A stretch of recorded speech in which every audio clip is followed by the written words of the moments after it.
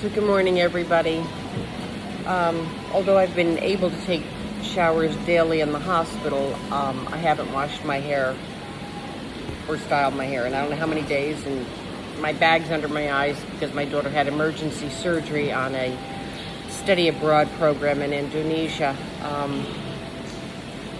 What I remember,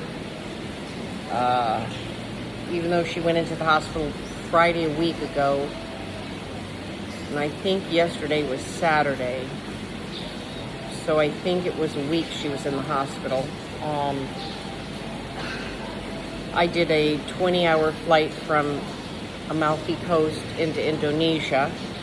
That was one night sleeping on the plane. I slept in the hospital 2 nights in the bed next to her, and now I've had my first night sleeping in the hotel. I have to say the hotel is lovely. It's lovely, and I'm disappointed that my daughter's not agreeing to stay here. It's an absolutely lovely hotel, and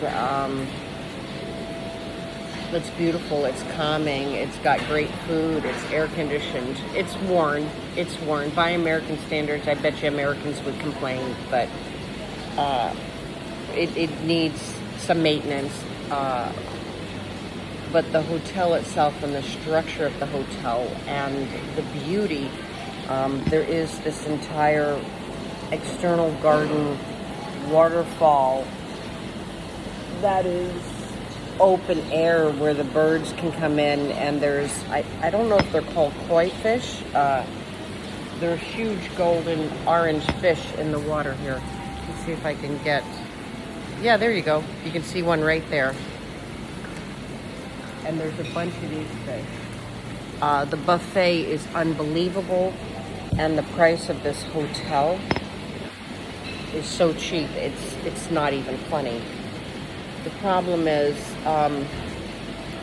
there's been so much abuse and inappropriate conduct from ISOS, the independent, supposedly independent company for the study abroad, and for the insurance company, that it's almost like I want to cry, to tell you the truth. It's been so bad.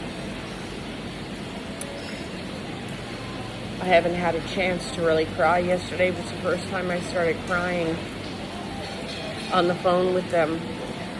They made the situation so horrible it wasn't even funny. And it didn't have to be this way. I'm still trying to process everything that's happened. Then the homeschool in the United States keeps saying, oh, they're great, ISOS, and the study abroad people think ISOS is so great. And it's not true. It's not true. Neither of those two have been the recipient of the abuse of ISOS. And I've been making videos, vlogging as best as I can in all the different locations, from when it happened in Italy to every part of this here, including the hospital, so that maybe when this is all done, I have a timeline. I've asked for very simple accommodations for them. Last night, I finally found a woman with ISOS who was nice, and I didn't feel like they were loading 500 doctors and assistants and paralegals on the line to listen and then give no information because they knew their asses in a sling for their conduct. So, I think I asked for an espresso here, a fancy espresso drink, and I'm pretty sure that's probably my espresso machine. They have American coffee, but I said no thank you. It's a lovely hotel. Now granted, it's worn, so Americans could complain about the pieces of it being worn, but if we weren't so spoiled as a culture, we would see the beauty and the price and the value of this amazing place that we're staying in. The buffet is unbelievable, but my daughter is adamant that we have to go back to the home family. She so bonded with the whole home family, and they so bonded with her, thank God. She just wants to go and be with them. And clearly, it's going to be a much more rural, no air conditioning, chickens. They're chicken farmers. And they don't use, and it's a cultural thing, they don't use toilet paper. Oh, I think my espresso is coming, thank God.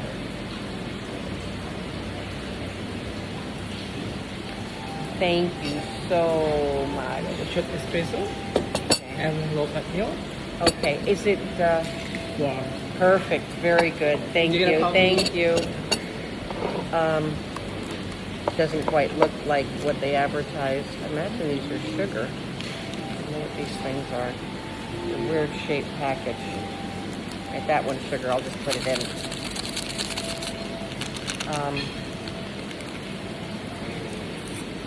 They don't use toilet paper. They use a hose, which Italy has that hose too. It's a bidet hose. And it's going to be, I'm sure it's going to be a different type of, oh, okay, so he did froth my milk. Look at that. He just put it in this cup.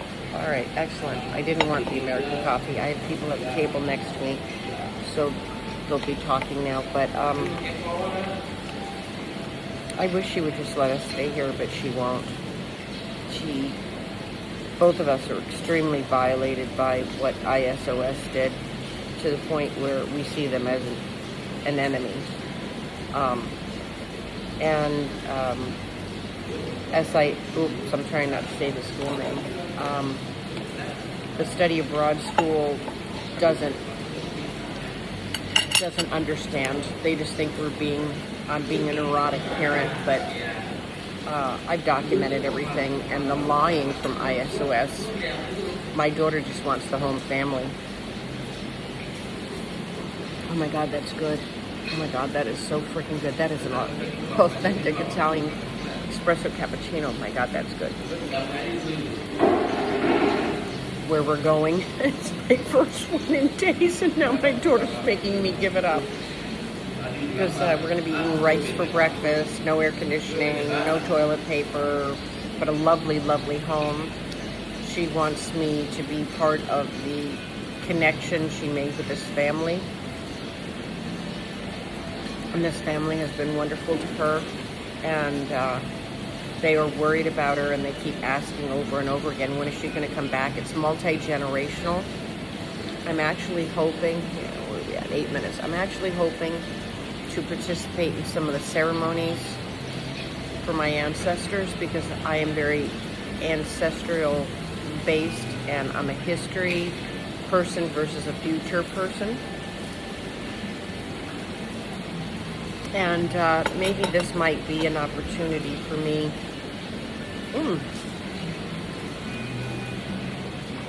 I wasn't sure what this was, but it's not sweet cookie, and it's soft. I expected it to be firm, but it's not firm. I will make some videos of the, oh God, this doesn't taste good. I'm not eating that cookie.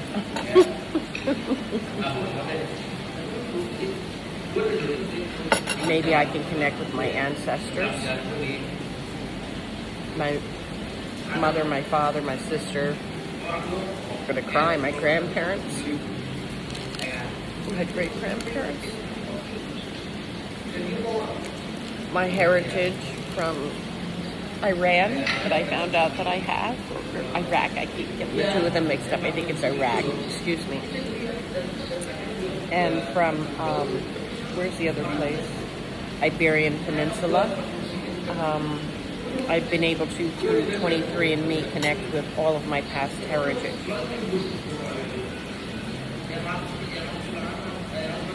Man, that frickin' cappuccino was good.